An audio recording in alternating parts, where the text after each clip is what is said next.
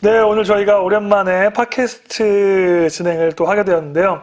지금 오늘이 2화, 네, 1화 녹음은 단체로 해서 정읍의 사람책 분들과 함께 정읍의 진로교육에 대한 이야기를 했고요. 아직 못 들어보셨죠? 네. 네, 나중에 방송 업로드 되면 또 생생하게 들어보시는 기회가 될 것 같고요.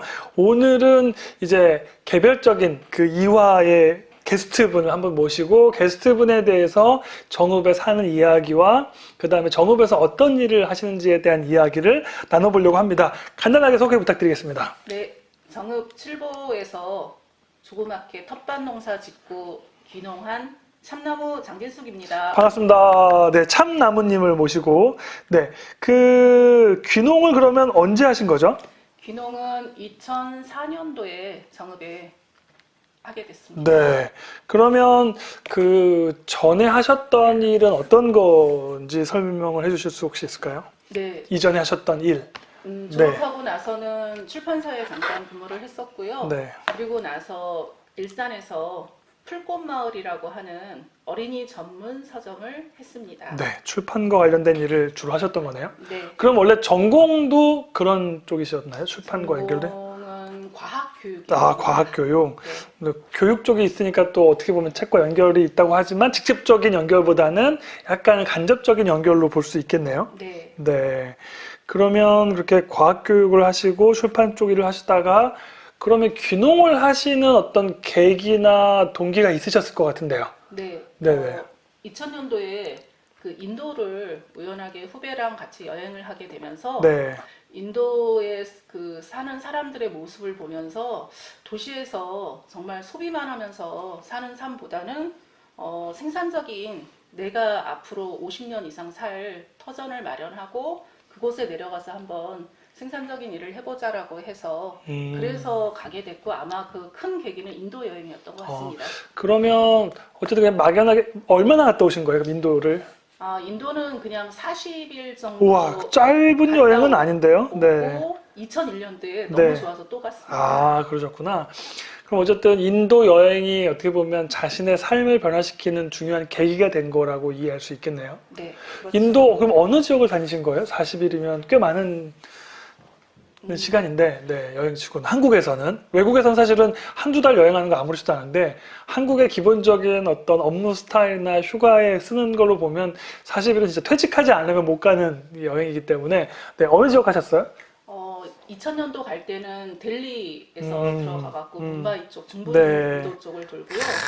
그 이듬해는 남인도 아. 쪽에서 거의 그러니까 위에 그 북인도 쪽 네. 그쪽만 안 가고 네. 인도를 한 바퀴 돌았던 것 와, 같습니다. 인도 진짜 되게 다양하잖아요. 저도 챈나이 쪽만 좀 남인도 쪽에 되게 보수적이면서도 엄청 덥고 지긋지긋하게 덥죠. 개들도 막 너무 많고 막 소는 물론이고 그냥 개들 개천지에다가 아무튼 그런 문화를 경험하면서 저도 뭔가 좀 어쨌든 근데 인도는 굉장히 또 하나 힘이 있는 것 같아요. 계급 사회이면서도 그 나름의 문화의 어떤 면에서는 보존이 잘 된 측면도 분명히 있는 것 같고 또 나름의 삶의 방식이 있는 것 같아요. 그래서 그 나름의 삶의 방식이 주는 우리에게 여운과 울림이 있는 지점이 분명히 있는 것 같습니다. 네, 저도 공감합니다. 네. 그러면 우선은 좀 그러면 이제 그 2004년도에 귀농하신 다음에 우선은 그럼 먼저 얘기하려고 했던 지금은 그럼 어떤 일을 하고 계신지 설명을 좀. 네, 귀농하셨는데 그러면 농사를 짓는 걸로 이해할 수 있는데 농사만 짓는 것인지 아니면 다른 것도 하시는지 뭐 이런. 대부분 이제 귀농을 해서 바로 뭐 생활비를 번다거나 그러기는 쉽지 않고요. 네. 농사를 통해서 돈을 번다라는 게 뭐 현실적으로 그 소농들은 힘들고요. 그렇죠, 어렵죠. 그래서 이제 저희는 생태 그 체험 교육, 뭐 가족 생태 기행, 그리고 선생님들 그 생태 교육 연수 그런 프로그램들을 하면서 네. 생활비를 조금 보탬이 되게끔 살았습니다. 그러면 쉽게 얘기하면 어쨌든 농사도 짓긴 하지만 그걸로 수익을 만든다고보다 어쨌든 생계를 위해서 교육이라든지 아니면 생태 체험 교육 같은 이런 교육적인 접목들을 통해서 지역 내에서 이런저런 일들을 같이 또 하고 있는 걸로 이해할 수 있겠네요. 네, 그렇습니다. 그러면 조금 더 넘어가면 그 인도의 40일 여행에 조금 더 포커스를 해볼까요? 사실은 여기 이 방송을 듣고 있는 대상자들은 학부모님들일 수도 있고 또 많지는 않지만 또 학생들도 들을 수 있다고 보여주고 있는데요. 인도의 여행, 어쨌든 여행을 그럼 원래 해외여행을 자주 가시는 편이셨나요? 아니면 좀, 왜냐면 또 한국에서 여행을 지금 아무렇지도 않게 가긴 하지만 굉장히 여행 산업 자체가 좀 패스트푸드 같은 느낌이 많잖아요. 2박 3일, 3박 4일 짧게 어딘가 쉬고 오거나 자신만의 욕구를 해소하기 위한 아니면 누구에게 보여주기 위한 이런 식의 여행들이 한국 사회에서 너무 많다 보니까 사실 40일 여행 가는 것, 또 더구나 인도 여행은 또 한국에서는 잘 안 가는 여행이기도 해서 어떻게 보면 정말 여행을 제대로 경험하시는 분 아니면 잘 안 가는 여행이기도 해서 어떤 원래 여행을 많이 다니셨던 분이신지 싶어서 여쭤봅니다. 98년도에 남들은 IMF라고 해서 네. 해외여행 가는 거를 조금 그 꺼릴 때 저는 그래 지금 아니면 못 간다라고 네. 해서요. 98년도에 유럽 그때도 한 40일 정도 갔다 왔고요. 네.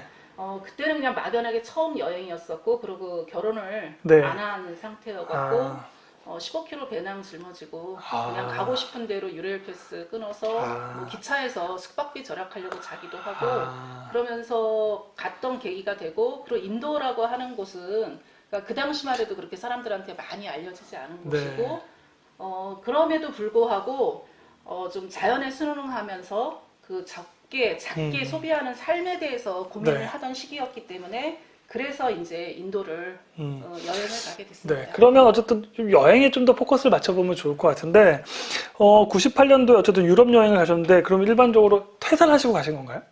그때 저는 프리로 아, 프리랜서 활동을, 네, 그 출판사 쪽 일이 아니라, 그러면 출판사 관련된 일을 프리랜서로 하셨던 네, 건가요? 그렇습니다. 아, 그래서 어떻게 보면 일을 줄일 수도 있고 늘릴 수도 있고, 그래서 좀 약간 요즘 말로 빡세게 막 일을 한 다음에, 그 다음에 이렇게 툭 떠나고, 그 다음에 또 일을 그 프리랜서처럼 계약을 하거나 이렇게 하면 되는 상황이었기 때문에, 그렇게 시간 확보가 가능하기 때문에, 어떻게 보면 이렇게 던지신 거네요. 네, 그렇습니다.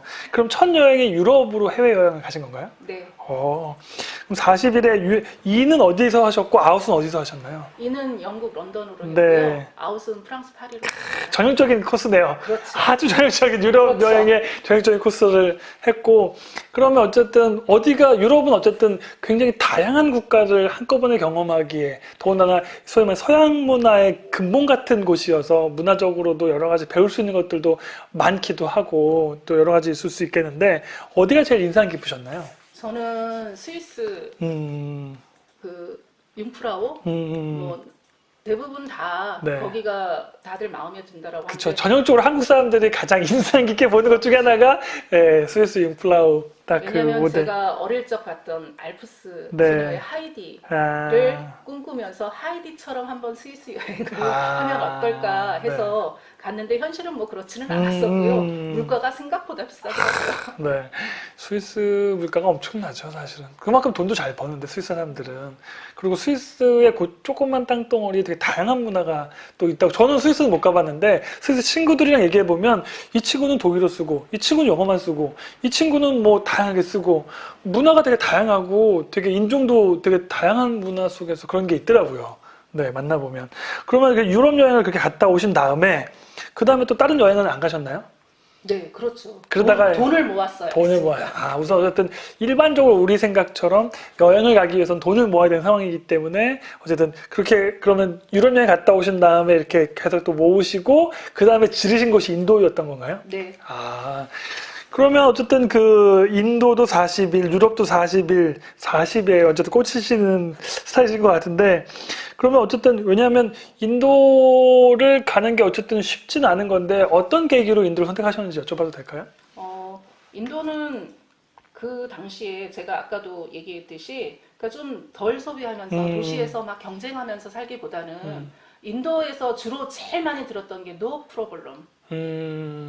그 릭샤꾼이라고 하는 네네네. 그 분들이 그날 하루 공을 치고 손님을 하나도 받지 못했어도 네. 그분들은 아니 어떻게 먹고 살아요? 라고 물어봤을 때 no problem. 네. 걱정하지 않아도 돼. 그런 그 마인드, 네. 자기 뭐 체면일 수도 있는데 그런 모습들이 되게 좋았었고요. 맞아. 저도 사실은 해외에서 있다가 한국에 들어오면 한국의 택시 운전하시는 분들도 하루 먹고서 하루 벌어서 하루 먹고 산다고 걱정하시더라고요. 똑같이 걱정하는 타이밍인데 어떻게 보면 릭샤꾼들은 우리가 볼 때는 어떻게 그 돈으로 먹고 살지라고 볼 수 있지만 그들은 그냥 일하면서도 여유롭게 혹은 노프라블럼으로 그냥 인생에 잘 맡긴다고 해야 되나? 이런 어떤 좀 더 여유로운 자세가 있는데 한국은 그거에 진짜 많은 10배 가까운 돈을 벌면서도 하루하루 걱정하면서 사는 모습들을 느낄 때 뭔가 교차되는 부분이 있는 것 같아요. 그러면 원래 그런 고민을 안고 인도로 가신 건가라고 이해할 수 있나요? 그렇죠. 그러면 어, 그 전에 뭔가 한국에서의 계기라든지 동기가 있었을 것 같은데요. 그때 이제 제가 그 당시엔 결혼을 안 했었고, 그래서 귀농이라고 하는 것에 음, 대해서 막연히 생각을 원래부터 했었고, 귀농에 대한 생각들이 좀 있으셨던 네. 거고. 그래서 인도를 다녀온 후에 전국 귀농운동본부에서 하는 귀농학교를 3개월 아, 공부를 하러 다녔습니다. 그럼 어떻게 보면 그 소위 말하는 이제 출판사라든지 전형적으로 과학교육을 공부하신 다음에 여러 가지 한국의 소위 말하는 산업화 쪽 시대에서의 어떤 그런 경험들을 많이 하셨는데 그걸 통해서 어쨌든 거기서 만들어진 자본을 갖고 이제 해외에도 다녀보고 하면서 결국은 근데 유럽보다는 인도 쪽에서의 어떤 삶의 변화에 대한 확신과 그런 변화에 대한 것들 동력을 많이 받으신 거고 그걸 통해서 본격적으로 정말 귀농을 하지 않으면 안 되겠다라는 결심을 통해서 아예 귀농 쪽으로 몸을 던지신 거네요. 네, 아, 그렇습니다. 그러면 그렇게 귀농, 궁금한 거. 유럽은 혼자 가셨는지, 인도는 혼자 가셨는지, 팀이 있었는지, 아니면 친구가 있었는지 궁금합니다. 유럽은 혼자 갔었고요. 네, 인도는 그 학교 선생님이었고 방학을 이용할 수 있는 음, 여자 후배랑 네, 둘이서 갔었는데요. 어, 저희는 하루에 300원짜리 방에서도 자고 있었습니다. 사실 이것도 여행 가본 사람들은 많이 느끼겠지만, 왜 우리는 현지인들에서 자는 숙소에서 못 잘까? 이렇게 생각은 할 수 있지만, 경험해보면, 이게 쉬운 건 아니구나라는 걸 명확하게 느낄 수밖에 없는, 그쵸? 저도 중국에서 현지인들이 묵는 숙소에 묵었다가, 한국의 겨울날씨인데 에어컨이 난방시설 전혀 없더라고요. 그런 것처럼, 그 어떤 인도의 그 300원짜리 방은 어떻던가요? 그게 남인도에서 네, 폰디체리에서 네. 묵었던 방이었는데요.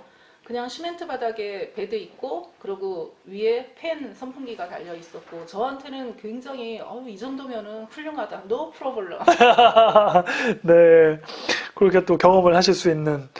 그러면 그 인도에서의 그 경험을 통해서 친구랑 그렇게 한번 가신 다음에 귀농을, 그러면 어쨌든 아까 인도 여행을 한 게 2002년이라고 하셨나요? 2004년?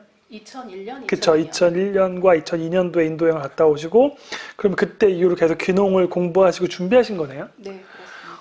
지금도 사실은 많은 은퇴하신 분들도 역시 귀농, 요즘 붐이잖아요, 사실은. 귀농 교육이다, 뭐다.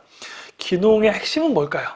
귀농. 귀농의 물론 지금은 사실은 뭐 은퇴하신 분들만 생각할 수 있지만 저는 앞으로 한국 사회가 5년 이내에 일본처럼 청년들이 또 귀농을 하거나 지역 사회에서 청년들이나 그 젊은 친구들이 이 지역을 기반으로 해서 뭔가 하려고 하는 움직임들이 지금보다 훨씬 더 활발해질 거라고 믿는 사람 중에 하나거든요. 그런 관점에서 귀농은 단순히 이 노년층을 위한 대상이 아니라 훨씬 더 폭넓게 좀 소통되고 좀 더 확산될 필요가 있다는 의미에서 여쭤보는 거기 때문에 귀농을 많이 얼마나 배우셨어요? 그럼 여기저기서 많이 공부도 하시고 경험도 하시고 체험도 하셨을 것 같은데요. 귀농학교에서 사실은 3개월 동안의 배움이라고 하는 거는 왜 귀농해야 되는지에 대한 음, 어떤 이론적인 음, 그런 거였었고 실제로 이제 뭐 호미질 풀을 어떻게 낫지를 하는지는 실제로 귀농을 해서 거기에서 현장에서 직접 제가 경험하면서 이렇게 할 때는 팔이 좀 덜 아파 이렇게 하니까 풀이 잘 맺어 그 스스로 체험하게 되는 것 같더라고요. 그러면 저는 그런 교육을 전혀 받아본 적이 없지만 어쨌든 농사도 자기만의 스타일이 있다라는 걸 이제 실제로 해보면서 느끼는. 그래서 어떻게 보면 이런 이론과 이런 방식과 기본적인 어떤 것들을 배울 필요도 있지만 그걸 기본적인 내용들은 뭐 그 귀농학교에서도 좀 배울 수 있지만 현장에서 실제로 돌아가는 실제적인 것들은 자기 스타일에 맞춰서 자기 일하는 사이클과 자기 육체적인 특징에 맞춰서 움직이면서 실제 해보면서 부딪히는 문제들을 해결해 나가면서 배운다는 이야기로 이해하면 될까요? 네, 그렇죠. 그럼 어쨌든 그 귀농의 준비 기간이 짧지는 않은 거였나요? 얼마나 배우신 거예요? 그럼 배우고 경험하고 하시는 기간으로 보면? 2002년도에 이제 귀농학교를 네. 다니고요. 그리고 나서 저희 남편을 2002년 여름에 만나서 2003년도에 결혼을 했습니다. 아, 귀농학교에서 만나신 건가요? 아니면? 귀농학교가 아니고 숲해설과 양성교육이라고 하는 아, 곳에서 네. 남편을 만나게 됐죠. 아, 숲해설과 양성 과정을 통해서 남편분 만나서 결혼하시고, 그리고 아예 이제 귀농을 하자라고 결혼 전부터 어쨌든 설계를 하셨겠네요. 네. 그러면서 결혼하면서 본격적으로 아예 정읍에서 그러면 정착을 하게 되신 건가요? 2003년도 결혼하고 나서는 광주에 1년 살았었고요. 그리고 나서 이제 귀농지를 알아보다가 정읍에 2004년도에 오게 됐고, 그때 저희가 800평 밭을 호미와 갱이로만 농사를 지었는데요. 동네에서 풀약을 쳐라. 아, 왜 풀을 키우느냐. 아, 그리고 기계를 써라. 음, 그런 얘기 많이 들었었는데 저희는 그때 온갖 작물들을 다 해봤거든요. 네, 근데 그때 뭐 해봤던 것들이 사실은 실패도 했고 그런 경험을 통해서 그래서 그때 이제 제가 느꼈던 게 뭐냐면은 감꽃이 감이 떨어질 때 감꽃이 떨어질 때는 콩을 심고 산국이 그 노란 가을에 산에 피는 국화가 있거든요. 네. 그거 산국이 필 때는 꽃감을 깎아라라는 그 자연의 이치를 귀농을 통해서 배운 것 같아요. 책을 통해서가 아니라. 굉장히 정서적이면서도 자연 친화적인 발언을 하시네요. 네, 다시 한번 여기 상국이 뭐라고요? 감꽃이 네. 질 때 콩을 심고 네. 산국이 필 때는 꽃감을 깎아라. 여기서만 들어볼 수 있는 말입니다, 여러분. 네. 그러면 저 이쯤에서 궁금해지는 게 원래 고향은 어디셨어요? 고향은 서울입니다. 아, 원래부터 서울에서 태어나셨고 네. 서울에서 자라셨고 네. 그렇게 20년 넘게 거의 30년 가까이 생활을 하시고 나서 그럼 어쨌든 귀농을 하시는 많은 분들이 고민하는 게 그럼 나 어디서 살아야 되지? 어쨌든 한국의 땅덩어리가 좁지만 그럼에도 불구하고 수많은 선택지가 있잖아요. 그래서 귀농학교에서는 우리 고장으로 와라, 우리 고장으로 와라. 각 지자체에서도 엄청나게 홍보를 하고 있는 걸로 알고 있는데 광주와 정읍을 선택하는 배경이나 좀 중요하게 좀 그걸 선택했던 뭐 선택의 조건이랄까 어떤 것이었는지 여쭤봐도 될까요? 선택의 조건은 뭐 저는 도시에 살 때도 가난했었고 그래서 크게 저희가 자본이 없었기 때문에 돈이 없었기 때문에 그냥 돈이 적게 드는 가서 땅을 빌려서 농사를 짓고 우리가 살고자 하는 근원으로 돌아간다라고 하는 거를 귀농학교에서 배웠었는데요. 네, 네. 그 근원이라고 하는 게 저만 해도 도시에서 사실은 흙을 보고 자란 세대가 아니었고 네. 제가 어렸을 때 이미 이제 포장이 되기 시작했었고 그래서 정말 그 생명이라고 하는 것에 고민하면서 흙으로 돌아가는 어차피 죽어서 뭐 화장을 하건 뭐건 흙으로 돌아가는데 그 흙으로 돌아가기 위한 중간 과정이 저는 생명을 키우고 농사를 짓는 거라고 생각이 들었거든요. 그래서 그런 부분에 있어서 저한테는 불필요한 것으로부터 자유로워질 수 있는 그런 계기. 그러면 네 생명으로 돌아가고 근원으로 돌아가는 곳 중에서 그러면 더 멀리 제주도도 있고 그 다음에 저기 전라남도 저 끝 땅끝 마을도 있고 또 경상도도 있고 또 강원도도 있고 다양한 지역 중에서 왜 하필 광주와 정읍을 선택하셨는지에 대한 좀 더 이유가 있을까 싶어가지고요. 그 스페셜 공부를 했던 네. 곳이 광주였었고요. 제가 그때 일산에 살았었는데요. 광주까지 화목 수업이 있으면 화요일 날 밤에 낮에 그러니까 광주에 오고 그래서 이틀 수업을 받고 다시 목요일 날 그 밤에 올라가는 그래서 사실은 수강료보다 교통비가 많이 드는 뭔가 하나 꽂히면 저는 네. 좀 과감하게 투자하시는군요. 모르겠어요. 똘기가 있는 것 같아요. 네. 그렇지 않으면 쉽지 않은, 네, 인도도 마찬가지고, 왜냐하면 인도 가면 괜찮냐, 여자 몸으로 괜찮냐, 거기 치아는 안 좋다는데, 너 뭐 몸을 성하게 올 수 있겠냐, 여러 가지 얘기를 들으셨을 것 같아요.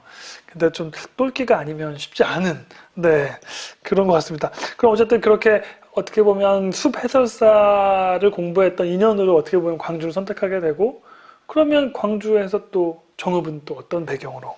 광주에서 알게 된 그 녹색연화 반사였던 한 후배가 정읍에 우연하게 이제 일을 하러 오면서 그러면서 저희한테도 같이 한번 살아볼 수 있는 터를 한번 그 고민해보지 않겠느냐라고 해서 우연하게 후배 따라왔다가 정읍이라고 하는 곳에 이렇게 오래 살 줄은 몰랐었고요.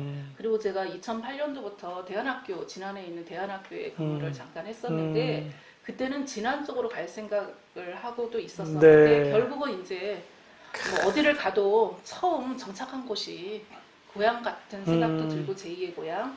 그래서 그냥 지금은 뭐 이제 정읍에서 계속 살아야 된다라고 그러니까 생각하고 어떻게 있습니다. 보면 귀농을 할 때 어떤 어느 지역일까 뭐 이렇게 고민하지만 어떻게 보면 제가 볼 때는 그냥 약간 운명적인 어떤 그런 인연이라고 해야 되나? 그런 그렇죠. 걸로 연결해서 이렇게 좀 바람 따라 구름 따라 흘러가는 대로 몸을 맡기는 그게 어떻게 보면 자연에게 친화적인 그런 방식을 선택하신 것처럼 들리네요. 네, 제 네. 주변에 자유로운 영혼들이 네, 네. 있고요. 자, 그러면 이제 정읍 얘기를 좀 본격적으로 저희가 정읍에서 진행되고 있는 이 저기 진로 캠프 및 이제 진로에 대한 이야기다 보니까 정읍에서 사는 거 어떻습니까? 서울에서 어쨌든 30년 가까이 사신 분에게서의 정읍은 어떤 의미로 다가오시는지 좀 궁금합니다. 정읍은 제가 맨 처음에 2004년도만 왔을 때도 아, 참 예쁜 도시다.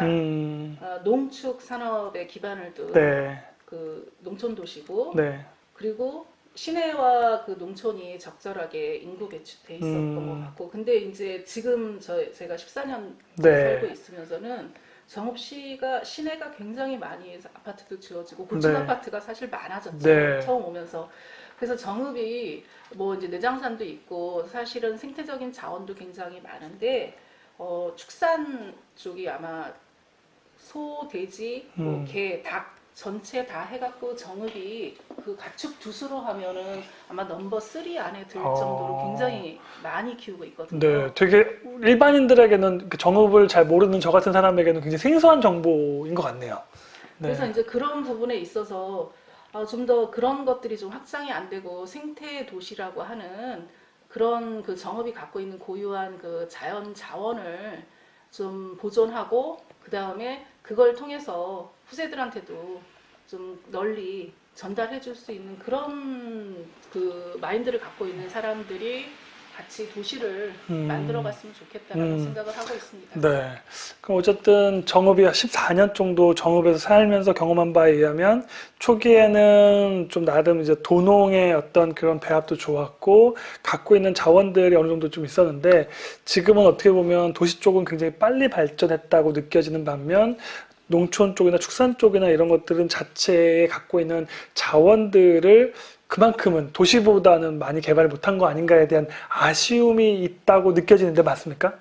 그거는 아닌 거예요? 네. 네, 그러면 어떻게 느껴지시는지. 그러니까 그 정읍이 실제로 그러니까 고유에 갖고 있었던 네네네. 자원을 그러니까 자연 자원을 좀 더 그 이렇게 보호하려고 하고 네네. 그걸 통해서 뭔가 그 시너지를 내려고 하는 게 아니라 자꾸 그 축산이나 어떤 산업 자본 쪽으로 가는 그러니까 농업이라고 하는 것도 뭐 대농 위주로 네. 그리고 친환경 농업에 대한 뭐 지원 같은 것도 있기는 하지만은 네. 실제로 아직까지도 우리나라에서 친환경 농업을 하는 농가 수는 많지가 않기 때문에 네. 그러니까 뭐 정읍 같은 경우는 특히나 그렇게 많지 않다라고 제가 알고 있거든요. 네, 네. 그렇게 되는 거군요. 네. 그러면 좀 더 외부의 시선으로 또 여쭤보면 그럼 정읍에서 사는 것에 대한 장점은 뭐라고 설명하실 수 있을까요? 아까 얘기했던 자연도 좋고 내장산으로 되게 유명하고 그건 알겠는데 그거 외에 좀 더 이쪽에서 어쨌든 외지인으로 들어와서 생활했던 분의 입장에서 정읍에 살기 좋은 이유에 대해서 좀 더 궁금해집니다. 그 서울에서 살 때는 익명성이라고 하는 내가 뭘 하는지 모르지만 네. 옆에 아파트에 살아도 같이 같은 건물에 살아도 인사도 잘 안 가죠. 그렇죠. 네. 근데 정읍은 그렇지 않은 것 같아요. 서로 막 누가 지나가면 막 누가 엄마 지나가고 누가 지나가고 누가 어떻게 됐고 뭐 이런 식으로 얘기들이 그렇죠. 많이 되는. 그리고 저 사람이 대략 뭘 한다라는 거는 뭐 3년 정도 이 정읍에서 살았으면은 정읍에 뭐 그 자기가 어떤 활동을 하는 그 공간 그 테두리 안에서는 대부분은 다 사람들하고 소통한다라고 생각이 들거든요. 제가 그냥 얘기 들으면서 느끼는 것 중에 하나는 다른 지역 같은 경우 특히 이제 뭐 약간 네거티브한 얘기여서 다른 지역의 구체적인 이름을 얘기하지 않지만 어떤 지역은 소위 말해 지역의 텃세가 심해가지고 힘들었다라는 분들의 얘기를 많이 들었거든요. 근데 정읍에서 사셨던 분들은 그런 얘기 별로 없는 걸로 봐서는 소위 말해 외지인들이라고 들어왔을 때 그 정읍의 어떤 내부적인 텃세라고 해야 되나? 이런 건 많이 경험은 못 하셨나요? 아예 없어서는 물론 없지만 혹시나 싶어서. 뭐 아예 없지는 않았었죠. 음. 그런데 뭐 그거는 어디를 가도 있을 수밖에 있을 없고. 수 있다라고 생각하기 음. 때문에 그거를 그 텃세라고 생각 안 하고 음. 그건 그냥 자연스러운 거다라고 그렇게 저는 받아들였고요. 그만큼 그냥 크게 장애 요인까지, 그러니까 어떤 삶의 터전을 바꿔야 되나 말아야 되나까지 고민될 정도의 큰 장애는 아니라고 느끼신 거네요. 그렇죠. 네. 그 정도면 뭐 좋은 것 같습니다. 그러면 그거 말고 또 다른 정읍에서 사는 것에 대한 장점. 정읍에서 사는 것의 장점, 글쎄요. 네. 갑자기. 네. 사실은 쉽지 않죠. 뭐. 제가 느끼는 정읍에서 저는 이제 외지인으로 계속 왔다 갔다 하면서 하루 이틀 자기도 하고 왔다 갔다 하면서 느끼는 정읍의 장점은 어쨌든 지금 다른 도시에 비해서 되게 이 하천 정비가 잘 돼 있다는 느낌도 있었고요. 그 다음에 오히려 내장산이라고 하는 어떤 것에 대한 것들을 발견하는 것도 되게 재미있었고, 말씀하신 것처럼 도시도 나름 잘 돼 있는 부분이 있고, 또 그 다음에 그 소위 말하는 이제 산 쪽이나 아니면 농촌 지역 쪽의 세팅도 나쁘지 않은 부분이 있어서 이 적절한 균형적인 부분에 있어서는 나쁘지 않다. 다시 말하면 자연도 즐기고 도시도 경험할 수 있는 이런 밸런스가 나름 있을 수 있다라는 장점을 얘기할 수 있을 것 같고요. 그럼 또 장점 얘기했으니까 단점도 얘기해야 될 것 같아요. 네. 정읍의 단점이라. 정읍의 단점은 제가 느끼는 거는 그 요즘 뭐 미세먼지다, 뭐 황사다 해갖고 사실은 그 기후 변화에 따라서 그러니까 환경에 대한 그런 걱정들을 사람들이 많이 하고 있는데요. 네. 그러니까 정읍도 거기에서 크게 못 벗어나고 네. 그런 측면에서 그거에 하나 더 가중시키는 게 저는 축사 문제라고 생각이 들거든요. 그래서 너무 축사가 많다. 그래서 축사 부분이 뭔가 지금 이제 축사가 뭐 그 국가에서 그러니까 배수 시설부터 해갖고 그런 것들을 이제 합법적으로 지금 그걸 축사를 인정을 하려고 하는 네. 그런 작업들을 하고 있는데 그게 또 소규모 축사 같은 경우는 네. 그거에 그 맞추기도 어려운 현실이고 그래서 그런 부분을 어떻게 조율해갖고 정말 정읍이 그 물이 많은 도시잖아요. 네. 그래서 그 물이라고 하는 게 좀 깨끗하게 그러고 사람들이 물 걱정 안 하고 살 수 있는 그런 도시? 네. 되게 사실은 도시 생활에 익숙한 저로서는 되게 저는 좀 알고 있지만 일반 사람들이 들을 때 생소할 수도 있는 게 어쨌든 이 농축산업이 잘 돼 있다 보니까는 만들어지는. 근데 농업은 어쨌든 그 비료를 너무 과하게 쓰지 않으면 되게 공해 문제나 이런 게 별로 없는데 축사 같은 경우는 어떻게 보면 이게 규모가 커지면 커질수록 배출되는 또 만들어지는 쓰레기라든지 아니면 오염물질 같은 게 있기 때문에 그게 또 요즘 점점 규모가 커지면서 만만치 않게 되다 보니까 어떻게 보면 환경에 영향을 주는 부분이 충분히 있고 어떻게 보면 축사 문제는 아까 얘기했던 생명이나 생태의 접근으로 해보면 사실은 어떻게 보면 약간은 반생태적일 수 있는 측면이 있기 때문에 그 부분에 대해서 어쨌든 정읍 씨가 좀 더 적극적인 자세와 태도를 가지고 좀 더 개선할 수 있는 움직임들이 좀 필요하지 않나. 정읍에 말씀하신 것처럼 굉장히 규모 있는 축산업을 하고 있는 사람들이 많긴 하지만 그걸 좀 더 선순환 구조로 만들 수 있는 고민들이 좀 필요하겠다라는 이야기로 들립니다. 그러면 이제 오늘 좀 더 본격적으로 정읍의 진로 쪽으로 좀 더 포커스를 맞추면 어쨌든 정읍 학생들을 대안학교에도 계셨고 지금 전봉준 캠프에서 계속 또 경험하시면서 아이들과 소통도 하시고 그러면서 어쨌든 진로 교육에 대한 것들을 마을에서 활동하시면서도 접근을 하시는 걸로 알고 있고 네. 좀 거창하게 얘기하면 한국의 진로 교육, 진로를 어떻게 좀 그 부모님들이 좀 이렇게 이걸 이끌어 갈 수 있을까요? 자녀들을 좀 이렇게 할 수 있을까요? 대부분 아마 그 부모님들이나 뭐 이제 그 부모님이 아니어도 아이들 스스로 각자 생존, 각계 전투식으로 뭔가 생존을 위한 네. 그런 교육 네. 그런 게 이제 교육에서도 시스템화되어 있고 적자 생존 방식이죠. 교육 그렇죠. 자체가 등수나 학벌 위주로 되다 보니까 학력을 위한 적자 생존 방식에서 1등부터 저 몇십만 등까지 줄 세우는 이 방식 속에서의 메커니즘이 여전히 한국 사회에 있으니까. 그래서 이제 그 더불어 함께 사는 것에 대한 그런 고민들을 좀 아이들이 했으면 좋겠다. 그러니까 쟤랑 나랑 경쟁을 해갖고 네. 내가 이겨야 된다라고 하는 그런 거보다는 나도 약하고 쟤도 약하고 그런데 둘이 힘을 합치면은 그 약한 부분을 서로 케어하면서 시너지를 내 갖고 뭐 강한다게 아니라 같이 함께 살 수 있다라고 하는 그런 그 교육적인 뭐 인문학적인 그런 소양 교육 그런 것들이 그 교육 시스템 안에서 좀 계속해서 끊임없이 아이들한테 그 문제를 좀 던져줬으면 한다라는 생각을 합니다. 그러니까 이 진로라고 하는 게 어떻게 보면 삶의 방식이라고 본다면 삶의 방식에서 내가 널 이겨야 되고 너는 나를 경쟁 상대고 이런 관점이 아니라 함께 사는 방식에 대한 고민이 삶의 방식이 돼야 되고 그 삶의 방식에서 같이 서로 약할 수 있기 때문에 돕고 서로 협력하는 방식에 대한 고민들에 대한 걸 이야기하시는 걸로 이해가 되고 어떻게 보면 이제 오늘 지금 캠프 활동을 하고 오시면서 또 훈훈하게 보셨던 장면 중에 하나가 아이들이 설문조사 같은 걸 할 때 서로 모르는 걸 알려주고 도와주고 하는 모습을 보면서 너무 좋다라고 얘기하셨잖아요. 그런 것들이 말씀하셨던 함께 사는 방식에 대한 현장이고 그런 것들이 좀 더 활성화될 수 있는 그런 어떤 시스템들이나 방향들이 좀 잡혔으면 좋겠다라는 거 이해하면 되는 거죠. 네. 네. 그리고 아까 말씀하신 것처럼 함께하는 방식을 이해하기 위해서는 단순히 사람과 사람 사이뿐만 아니라 사람과 자연에 대한 부분들도 필요하기 때문에 자연을 우리가 정복하고 지배하는 수단이 아니라 함께 공존하기 위한 방식으로서의 생물, 그 다음에 생태, 이런 식의 접근, 그래서 서로 소통하고 서로 상호작용하면서 함께 이 지구라고 하는 환경 속에서 좀 더 지속 가능한 방법을 모색하는 것이 진로에서 제일 중요하다고 생각하시는 거라고 이해하면 되는 거 맞죠? 네. 네. 감사합니다. 네. 오늘 너무 좋은 얘기 많이 말씀해 주셔가지고, 그러면 마지막으로 정읍에서의 진로 교육에 좀 더 이런 것들이 좀 더 강조됐으면 좋겠다라고 하신다면. 저는 아이들한테 어떤 적정 기술, 아이들이 그러니까 함께 더불어서 사는 데 있어서, 그러니까 사실은 요즘은 거의 노작 교육을 안 하고, 네. 그 아이들한테 뭐 영어, 수학, 그런 교육의 기계적인 사실은 네. 교육, 그리고 노작 교육 자체가 용어가 익숙하지 않을 수 있고 어떤 걸까요?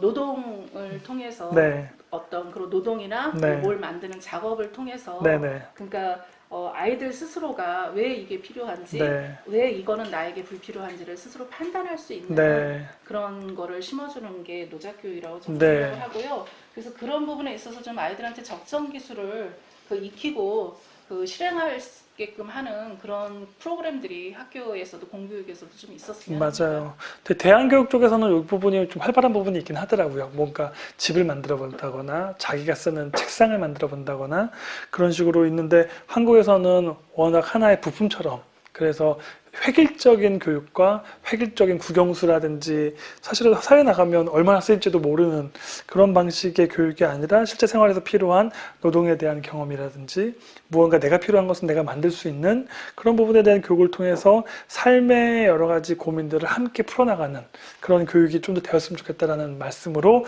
하도록 하겠습니다. 오늘 너무 좋은 얘기를 많이 해주셔가지고 여행 얘기도 좀 더 동기가 됐을 것 같고 여행을 통해서 새롭게 접근하게 된 이런 그 귀농에 대한 여러 가지 이야기들과 더불어서 진로 쪽에 대한 이야기까지 잘 마무리해 주셔서 오늘 어떻게 팟캐스트 처음 녹음하시는 거 맞나요? 네. 너무 잘하십니다. 네. 아이고. 마지막으로 또 청취자분들에게 하고 싶은 말씀이 있다면 마지막으로 해주시고 마무리해 주시면 어떨까요? 지금 이 순간이 나에게 가장 다시 돌아오지 않는 중요한 그 시간이고 그 지금의 미래를 위해서 고민하지 말고 지금 현재에 충실하라고 하는 이야기를 하고 싶습니다. 네, 감사합니다. 오늘 출연해주셔서 네. 감사합니다. 네, 고맙습니다. 감사합니다. 이상 참나무 선생님의 이야기였습니다. 감사합니다. 네.